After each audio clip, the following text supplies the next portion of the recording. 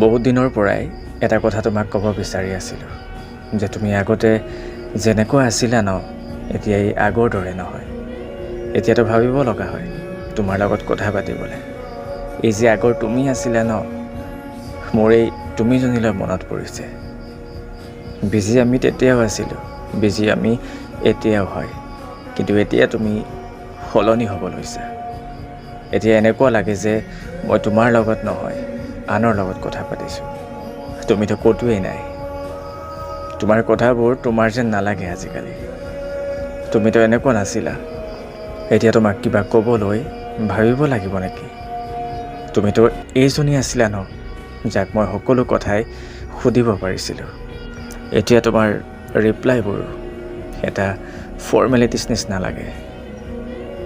এদিন যে মই তোমাক এনেকৈ ক'ম কেতিয়াও ভবাই নাছিলোঁ।